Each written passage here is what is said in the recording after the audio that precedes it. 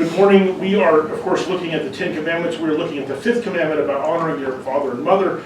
Last week we went through and took a look at the commandment itself, and then a number of different aspects of the idea of how people were supposed to respect their parents as described in the Old Testament. And in particular, I took a look at a couple of passages, one in Exodus, where the term honor your father and mother is parallel to the exact same term that's used when it says honor the Lord with your wealth and the first of your produce. So there is a very deliberate use of the same term in terms of how you treat your parents.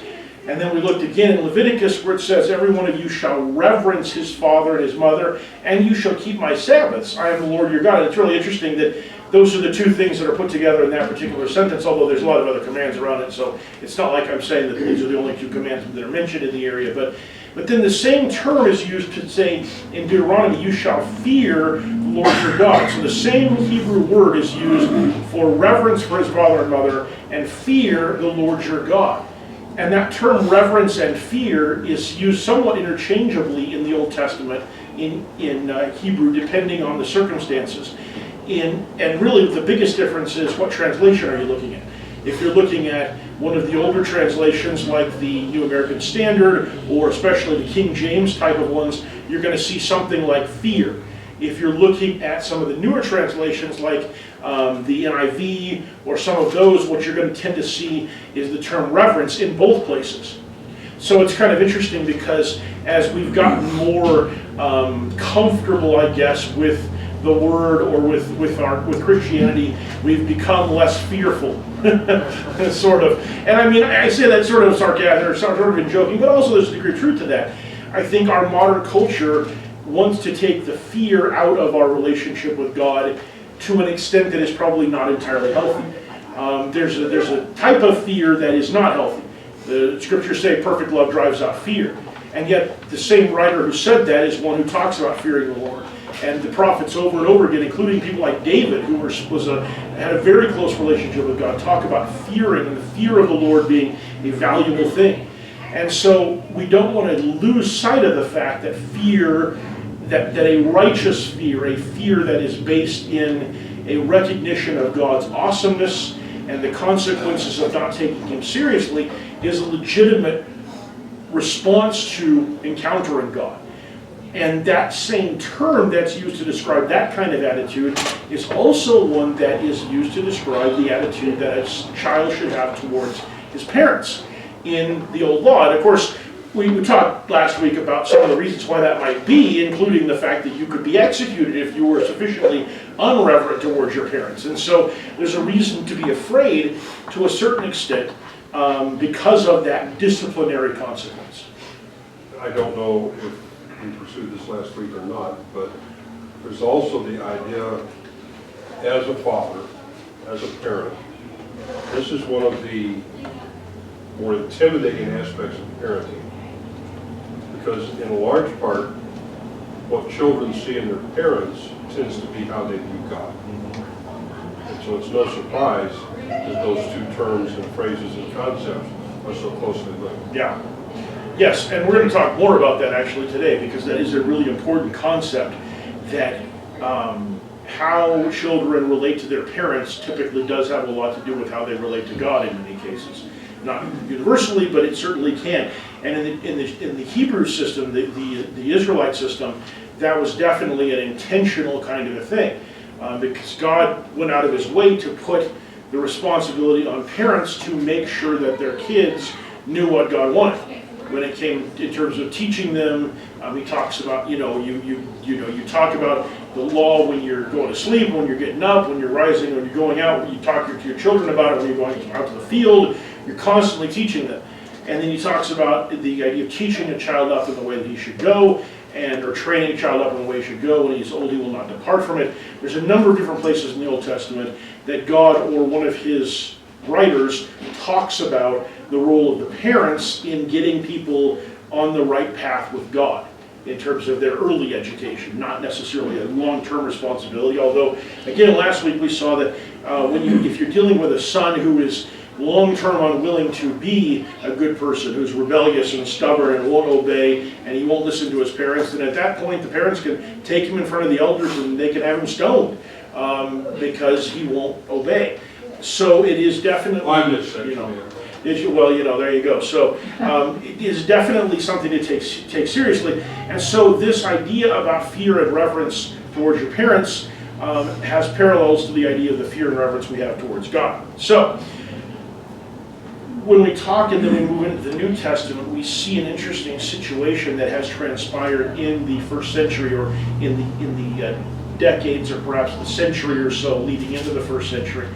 And what has happened, and this is one of those things where we only see the mention of it in the scriptures, we don't see the details of it. We have to go to look at what we know of history. Unfortunately, by this time, we're getting into an area where history is a little bit better recorded than it was in the earlier parts of the Old Testament, where the worldwide history was a pretty spotty thing.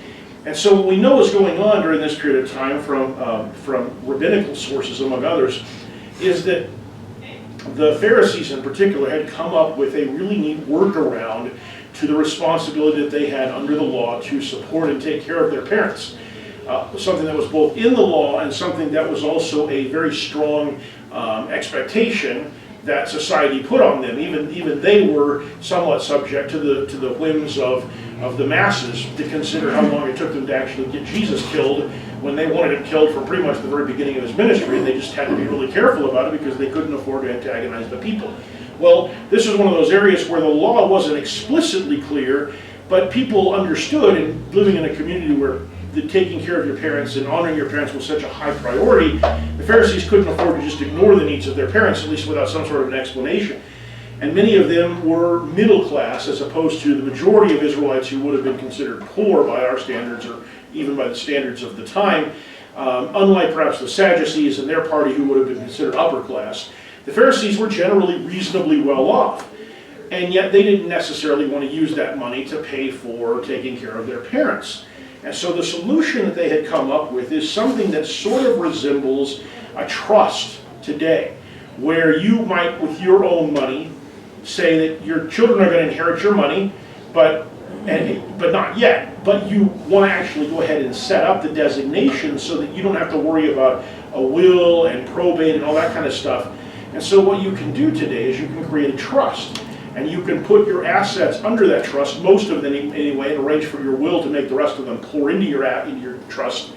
And then basically give that trust to whoever your beneficiaries are, proactively, or with a certain amount of control over, because you could later on decide to change who your beneficiaries are. But in the meantime, you are fully in control of and have access to all of your funds, all of your assets. And so what would happen for most people using a trust like this, assuming that they had planned for retirement and did retire, and they then began to use some of their retirement, or some of the assets to fund their retirement, as most people do, is they would gradually deplete that until the point that they did pass away, and then what was left would go to their children or whoever they designated as beneficiaries. And that's a fairly common instrument that's used today by a lot of people to set up a way to do inheritance, but to minimize the degree to which the courts get involved from a probate standpoint and some of those kinds of things. So what the Pharisees had come up with, though, was this idea that what they would do is they would put their assets in trust to God. And once they were in trust to God, they couldn't give them to their parents, because if they gave them to their parents, it would be using up God's assets. But they could keep them for themselves and use them in God's service through their own interests until they died, at which point they would go to God. And really what it was doing was creating a way for them to keep all of their stuff and not give it to their parents, because God is more important than your parents. And so it solved two problems for them. It legally justified why they weren't doing what the law said, because this isn't really my stuff, this is God's stuff. They would call it Korban, or C-O-R-B-A-N was the term.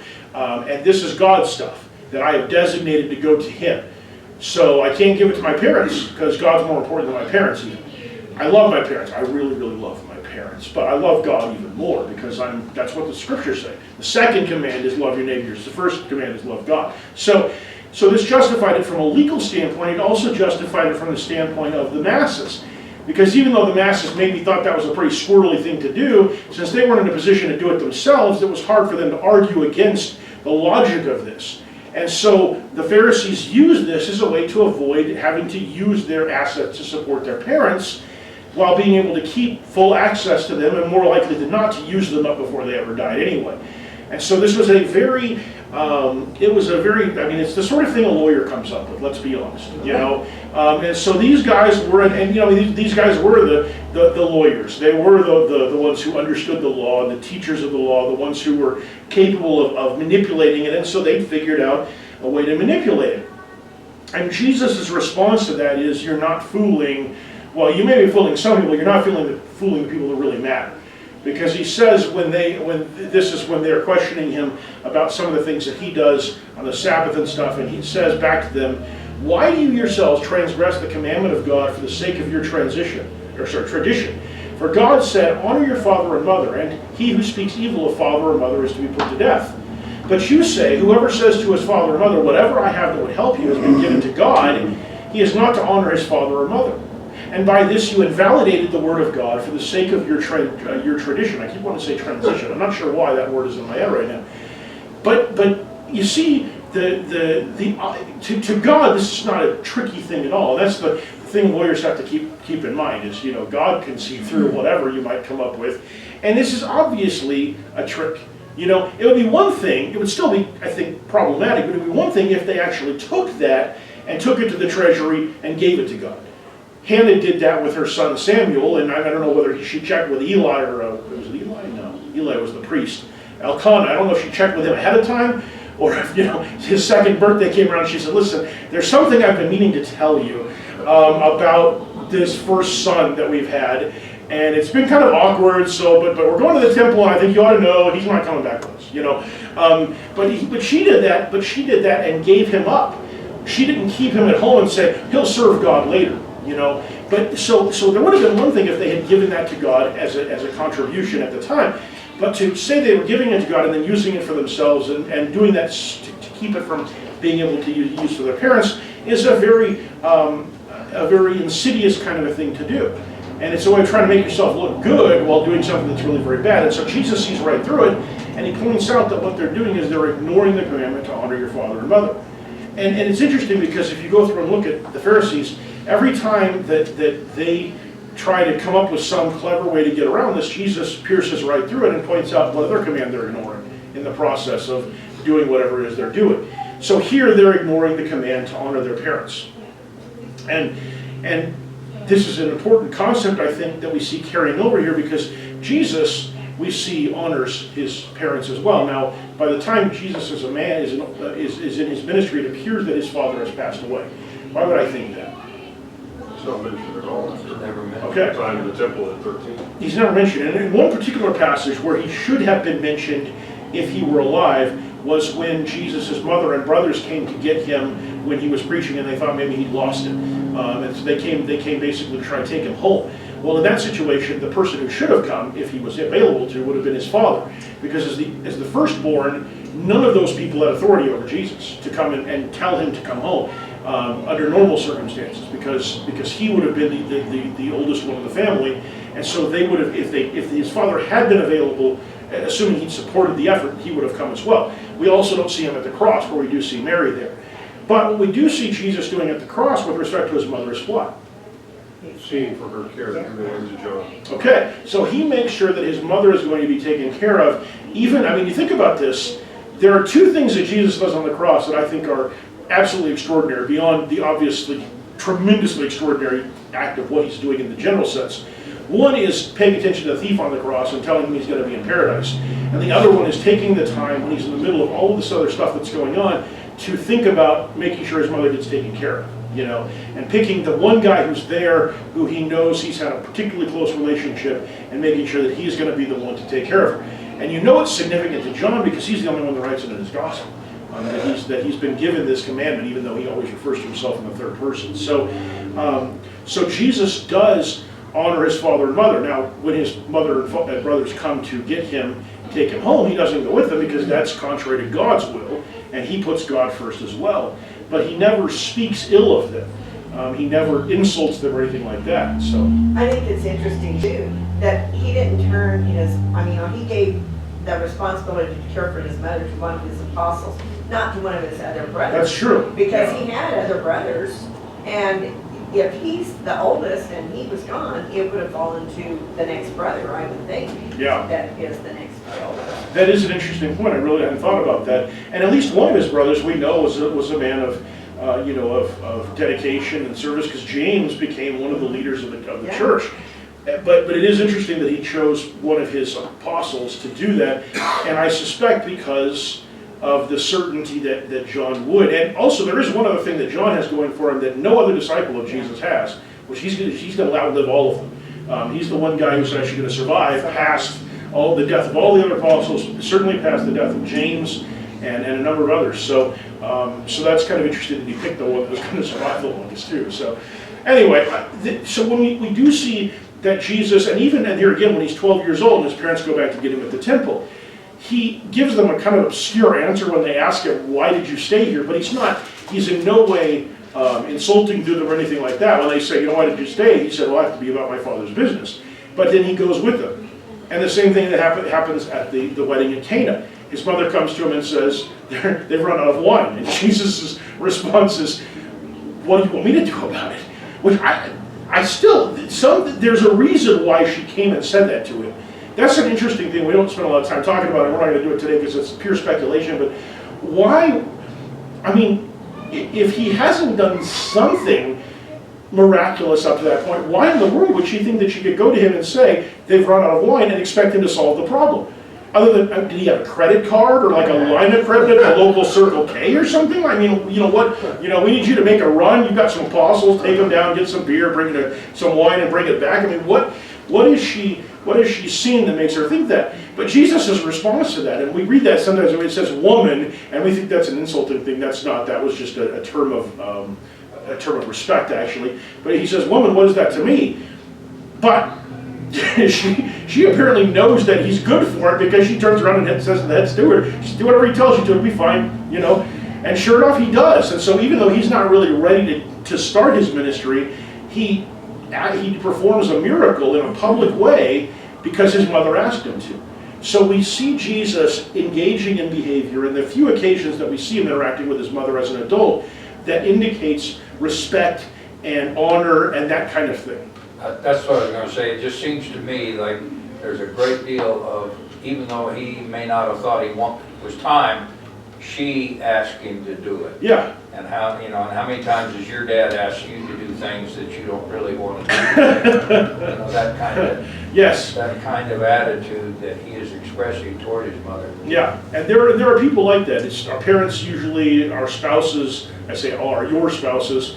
And certain friends and things like that, where when they ask you to do something, you're going to do it, or you're going to try to find a way to do it, even if it's really inconvenient, even if you wish they'd planned better, even if, whatever else, even if you might have, you're still going to do your best to do it. And here, that's what he does. And let's not forget, she was a Jewish mother. That's right. There's a lot of guilt going on there too, potentially. So, that which didn't work out as well for her when she came to get him to take him home. But so in any event, though, what we see with that's kind of probably true. So what we see though is that Jesus does live this out in the interactions he has with his mother. We never see him be unkind to her. We never see him be to dishonor her or to speak negative of her. Now, in the occasion when they come to get him, he uses that as a springboard to talk about the value of relationships within the kingdom, but he does not do it in the sense of saying, my mother doesn't matter, it's the kingdom. He's saying the priority is the kingdom. And so he does show this honor. And here he brings out that the Pharisees are not behaving in a way that honors their parents, because they have chosen to find a way around the actual expectation to honor their parents. And one that, by the way, most of their lower class, the poorer Jewish people, were living out by having their parents continue to live with them, by sharing their resources with their parents. The Pharisees were not doing that, even though they were in a better position to do it than most, or perhaps they were keeping their parents on sort of a minimum standard of living while they were doing much better. So we see this still being a problem in the first century, as we do today as well. We see a lack of honor for parents being I think one of the central defining features of our modern society. And it's coupled with parents who a lot of times sort of don't seem to deserve a lot of honor in some cases, but it's hard to figure out the chicken and the egg part of that process, you know, what's causing what. But the scriptures don't say honor your father and mother if they're, you know, good and do everything just the way you think they should and everything else. It says honor your father and mother. And so there is an expectation that we do that at least in some way, even when they are not what we would want them to be as parents. And that's when things get trickier than they are for those of us who had really good experiences with our parents. So Many of us in this room have had to put this into practice in our lives. And the thing that we need to remember, the Pharisees using this Corbin trust thing as you say, a squirrely way around what God said, but honoring your parents goes way beyond monetary support. yeah, And in fact, in many families, the parents have the assets that are really managed by the child for their benefit. But honoring your parents really means to seek their best good and try to see to it that they are very well cared for, and spending time with them and interacting with them. And those are the things that society, by and large, seems to neglect. yes. And that's very unfortunate, and that speaks to the heart of the troubled nature of family in our current society. And I think even going a step beyond that, even there's also this you know, this respect for our elders in a broad sense, but Right. specifically with our parents. People don't want And to. that's where it starts. Yes. If you can't respect your parents, you won't respect. Yeah, why would you? People won't, by and large, won't listen to sound counsel from their parents anymore, particularly as they get old enough to start making a lot of their own decisions.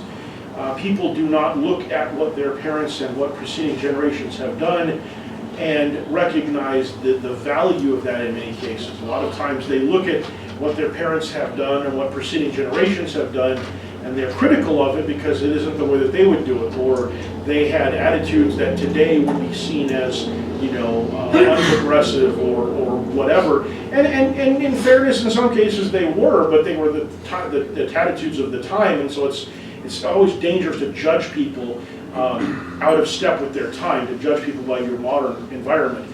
And so a lot of I think how people view their parents is through that lens of, well, I know better than they do, and look at the time they lived in. How can they possibly have anything to teach me? And yet, you know, what we observe in succeeding generations so often is a generational by generational loss of a certain amount of some of the things that are beneficial. Things like saving money and planning for the future and thinking long term, and focusing on the greater good and not the individual good. These things tend to progressively decrease generationally, and we've certainly seen that happen, I think, since the World War II generation to today. We've seen a series of generations that have been less responsible and less responsive to the real needs of the world and the society than their parents were. And a lot of times that comes out of that idea of, you know, they don't really understand, they don't really know what the times are like. And the reason the times are like that is because of the changing generations, not because of something having suddenly happened that disconnected current reality from previous reality. So this lack of respect, it starts with a mindset of they don't really understand, you know, and they don't really know, and the way that I have been treated is less than what I would like to have been treated, or the way that I would want things to be done. And again, I don't want to minimize the fact that there are definitely parents who are not treating their kids correctly and are not doing a good job by any you know, reasonable standard, and in some cases that are doing a very, very terrible job and doing some very, very awful things. And that's where the commandment gets complicated. And part of the reason why it gets so complicated is because in the context that the command was given, as well as the context that Jesus is speaking, he's dealing with people who are in a society where you couldn't do that for very long, and you couldn't abuse your children for very long in a society like that without everybody knowing about it and somebody doing something about it. You couldn't do some of the more extreme kinds of misbehavior that we see parents doing without the society becoming aware of it and there being consequences for it. It would be very difficult because of how closed the society was, how aware people were of what was going on around them. It would have been very difficult for something like that to go on for a real long time. And today, it's very easy because of how disconnected we are and because of how private we are able to be, for someone to be doing some very bad things and have nobody know about it until something blows up or until, somehow it comes to light in some unexpected way. So this is one of those times where I think that the scriptures are giving us a principle, and we have to be a little bit careful how we apply it, because the reality of some people's lives doesn't look like my life. It's easy for me to say respect your parents, because I've had parents that very rarely did anything that was not worthy of my respect, and generally did many things that were worthy of my respect. So it's easy for me to say that. Not so easy for some people in other situations. I heard a speaker one time that was talking about a husband and wife relationship, and she was saying that even if the husband is a terrible husband, is not living the way he should be living, and the Bible still says we are to respect our husbands. And it's the same thing. Enemies do not treat you nicely. If you have an enemy, they're not going to just treat you with love and respect and just, oh, you're wonderful. But Jesus still tells us to love our enemies, and we are supposed to love other people, whether they're acting the way they're supposed to or not, or whether they're nice to us or not. We are still supposed to love, and we are supposed to respect, and that goes for the parents too. We're supposed to respect them whether they are acting the way they should act or not. And that's how we're supposed to win people to Christ, is by treating them better than they're treating us. Right. And that just is a general thing all over. I mean, it's just the way it should be. But it's a very difficult principle to Yes, live on. yeah, believe me, I know. If somebody's not nice to me, I don't want to be nice to them. That's right.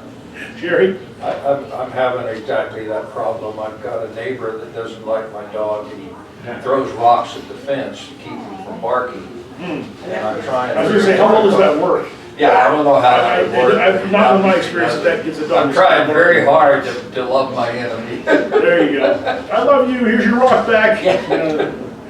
Yeah, it is, there are definitely times that we struggle to treat other people the way we want to be treated, and to love other people. And that can be true with our parents and our family members. Sometimes that can be more true with our parents and our family members, because we're around them a lot more.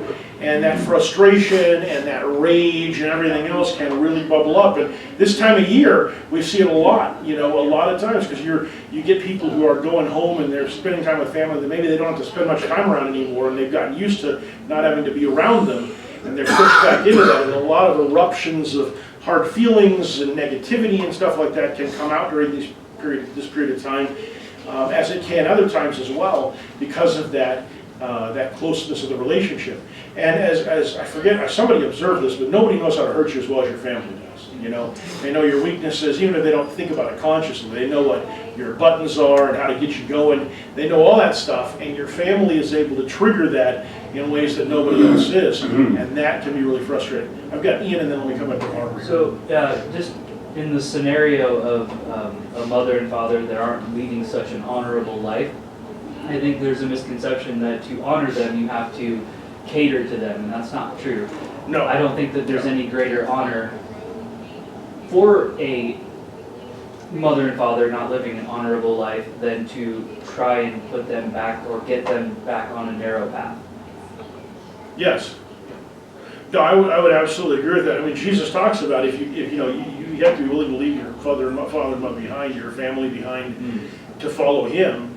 And so, obviously, parents who are not living a Christian lifestyle, who are not behaving in a Christian way, number one, we're not obligated to do what they tell us when what they tell us conflicts with what God wants. And number two, there's absolutely nothing wrong with pointing out, hey, now I think becoming nags is probably counterproductive, but pointing out, hey, here's the gospel, here's the good news, here's what God wants for you.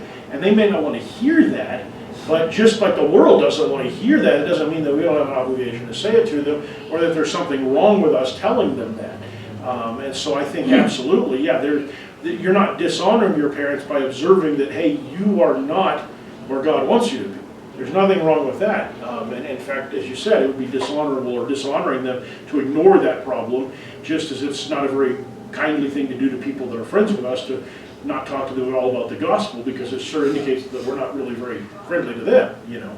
So, okay, Barbara. Well, the thing I was going to say about the enemy, that it's really hard to stay angry with people or to, you know, have bad feelings for them if you're praying for them. It really helps to pray for those people all the time. And, you know, I always looked at enemies as being over in a foreign country or something. And when I went through my divorce, I figured out that not necessarily, your enemies aren't necessarily over somebody that, you know, overseas and somebody you don't know. They can be very close and stuff. And, you know, praying for them, it helps you to keep from having bitter and angry. And, you know, if you put them in God's hands and you're praying for them and for them to come to God and to have a closer relationship with Him and stuff, you just keep praying for them, and it helps you to not have angry and bitter feelings, because you know God's taking care of it. Yeah, and I'm convinced that's part of the reason Jesus says we're supposed to pray for our enemies, is because you're right, it's very, very hard to be constantly angry at somebody you're praying for.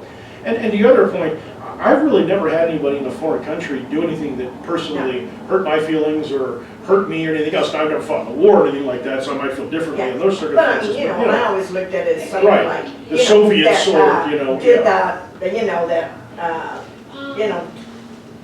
tried to attack us and things like that. And those are people that are our country's enemies, but enemies, when Jesus talks about it, is a much more personal thing. Now, for the Jews, the Romans were the enemy, but it was a personal thing because they were there in the middle of it and they were having to deal with that. For us, our enemies are rarely going to go. There may be situations like what happened on September 11th where we do need to pray for our enemies in that sense, but most of the time our enemies are people that we know who we just really struggle to be nice to, you know, and who are just mean to us. And so, there is a mindset there that is a very important one. So, okay, let's take a look at Paul in Ephesians, and we'll wrap up with this passage here. So, over in Ephesians, Paul says, "Children, obey your parents in the Lord, for this is right.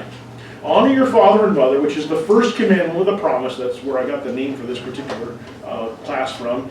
"So that it may be well with you, and that you may live long on the earth. Fathers, do not provoke your children to anger, but bring them up in the discipline and instruction of the Lord." So we have two different commands from Paul here. One is a reiteration of an existing command from the old law of obeying your parents and honoring your father and mother, so that it may be well with you and you may live long on the earth. And of course, in this context, Paul is writing this to a bunch of Christians who are no longer under the old law. So when he says that you may live long on the earth, what he's not referring to is the possibility that they may get stoned by the elders if they don't do it, because the Gentiles really didn't have any kind of provision for that. So he's talking about being blessed by God in terms of how you live and how you respect your parents. And that ties into some of the commandments we looked at earlier as well, where God is saying you may live long in the land and that you're going to prosper and those kinds of things. So then he goes on, though, to add an additional element to this, which is to your parents, the fathers in particular, do not provoke your children to anger, but bring them up in the discipline and instruction of the Lord. And so one of the things that Paul recognizes here that we don't necessarily see specifically in any of the Old Testament writings is the fact that when you're given unlimited power over someone, it's pretty easy to abuse that power. And so what he's basically saying to the parents, and the father specifically, but to the parents is, you have been given this power, but this power exists for what purpose? Why are parents given the expectation that their children should honor them and obey them? Bring them up in the Lord. That's right, to train them up in the Lord.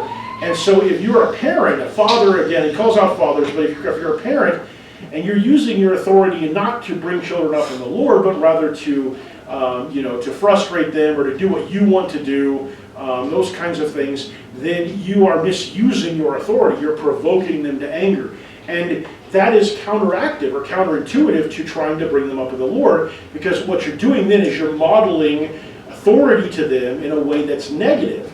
And as Ken has observed already, that means that kids then start to get a view of God that is arbitrary, capricious, self-interested, all sorts of things that you don't want them thinking God is because they've seen it in parent. I love the way one of the newer translations put this. Fathers don't exasperate their children. Yeah, I've seen that.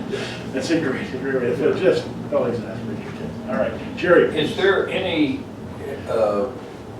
consideration in this verse that you're looking at right here, how much emphasis he puts on the fathers and how today's world, so much discipline is exercised by the mothers rather than the fathers? I mean, is that, when he says fathers, does he mean fathers or does he mean the parents? Does he mean mother?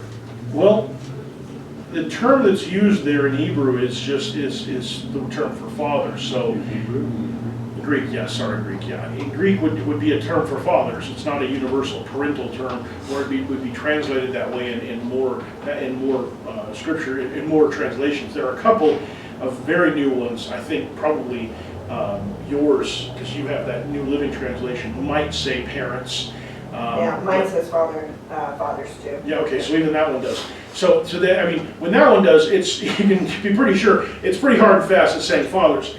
That said, I think the principle is what we're really concerned about here, and I think when we look at the principle and recognize the fact that in our modern society, first of all, we have a lot of single-parent families where mothers are the only ones raising their kids, and more broadly, we are dealing with a situation in which fathers and mothers co-parent and share authority in ways that were not typical during the period of time that Paul is writing, then it's reasonable to extend this to mothers. Otherwise, it undermines the whole point of this kind of an instruction. Ken? I agree with what you just said with the following caveat. Fathers have, as do men, a different level of spiritual responsibility, going all the way back to what happened in the garden. And like it or not, God has tasked us with the responsibility to be the spiritual heads of our family. That's the point I was thinking. Okay, and that is a valid point. But when we're talking about using your authority in a way that provokes your children to anger, that fact has very little to do with whether the mother uses her authority in a way that provokes. I agree. I didn't disagree with anything you said. Yeah. I just said we also need to remember that the mother should take some of that principle-driven leadership attitude from the father. Right. They should be the ones setting the tone. And that's where I see the fundamental breakdown in discipline in most homes, is that men are basically checking out. Yeah, I would agree with that. And their authority, the absence of their authority, undermines the mother's authority, and it creates a observation among the children that authority is divided. You know, so you've got a mother who's got authority, and you've got a father who's not doing anything, and now they're starting to see, it'd be like seeing God as being schizophrenic. You know, sometimes he does what, you know, sometimes he disciplines you, sometimes he just ignores it. And so you're getting a very warped view of how authority is supposed to work in that kind of a situation. All right, I had Jerry's hand, and then actually I think I had Barbara's hand, and then I've got Steve's hand. Yeah. Oh, well, what I was gonna say is, I've watched a lot of people, and most of the time, if you have a household where the mother is the disciplinarian person and the father just lets the kids do whatever they want, most of the time, then those children are not very, the mother doesn't have the authority to really enforce all the stuff, because the kids know they can get by with stuff when the dad's there. Right. And I mean, in my first marriage, I was more the disciplinarian than I was, than my husband was. And he would let the kids get by with stuff after I told them they could not do Right. stuff. And you have that breakdown in the discipline. And it was really nice when I was looking up to my son when, because he was taller than me at this time, and he was 15, and when Ken and I got married. And it was really nice to be able to look up to him and say, you can't do this, and have kids standing behind me saying, you will mind your mother. And Right. he didn't know how far he could push Ken like he could his dad. And it really made a difference in, my authority. And it just is a world of difference, because I've lived it one way and lived it the other way too. And it just makes a world of difference if that father is the authority in the house and enforces it. Yeah. And it's just a totally different atmosphere all the way around. And I see that in others, homes where the mother is a disciplinarian and the father does not take that authority. And there's a world of difference in the way the kids mind. And I think that it doesn't translate quite as clearly when you have a mother as a single parent, because then you don't have the divided authority. Right. But it's still, I think it's a much more of an uphill battle for a single parent mother than it is for a father and mother working as a team, certainly. I Yeah, remember just a lot, because just wait till your dad gets home. Yeah, I didn't get that a lot, actually, so there was a few times, but all right, Steve. I think the verses we studied this morning show specifics and general principles. And so I think you can easily extrapolate where it says fathers do not provoke your children, that would also include your mother as well. It certainly wouldn't say, well, it's okay for moms to provoke their children. That's right. The idea here I've got is, to pass. I think the idea here is that maybe fathers have a larger tendency to do that. And I know that many of the stories I see in movies and things like that, fathers are especially hard on their sons. They're disappointed in what their sons want to do, what they want to become, and their unwillingness to do what the father recommends, all that. So that's what I see in this principle, that the fathers quite often won't allow their sons, especially, to explore things and do. So they provoke them into anger, and then it's a breakdown of the family. Yeah, and to that point, coupled with some of the other ones, I think one of the things that you have, when you have a system that's like the one that, again, largely prevailed in the first century, you have stay-at-home mothers, and you have fathers who are out working from basically sun up to sundown, maybe beyond that. And the mothers have a much clearer sense of what's going on in the household. They have a much clearer sense of what's going on with the children. If there's been some kind of misbehavior, they probably have a better understanding of that as well. And the risk is that the father can come home into that and sort of arbitrarily start doing things without really understanding what's going on. And rather than responding in a positive way to, or a proactive way to what needs to be done, can respond in a reactive way that is destructive or is not applying the principles properly. Yeah. So what you end up with is kids who instead of, just wait till your dad gets home because he's going to do the right thing, it's just wait till your dad gets home and who knows what might happen, and that's not a good place to be. That's where your kids have a fear that's not based in reverence. It's a fear that's based in the chaos of not knowing. The same, a more tame version of, what happens when dad comes home drunk kind of a thing. We have no idea who's going to get beat up or what's going to get smashed. It isn't that in this case the father's coming home drunk or unable to make good decisions, but if he doesn't take the time to figure out what's really going on and to listen and understand, he's likely to do some stuff that's not based in the right thing to do as much as it is reactive. And more broadly, that's a key to understanding authority. Authority that is random, authority that is chaotic, authority that is myself first. It's not that your screaming is something that should be stopped because it's wrong, it's just that it's driving me nuts. That's not good authority. That's not a good use of authority. And so when we talk about this fathers do not provoke your children to anger, I think it highlights a larger principle that if you have authority, there is an expectation that you use that authority in a beneficial way and in a wise and informed way, and not simply in a way that takes advantage of the fact that you can tell people to do what they want to, what you want them to.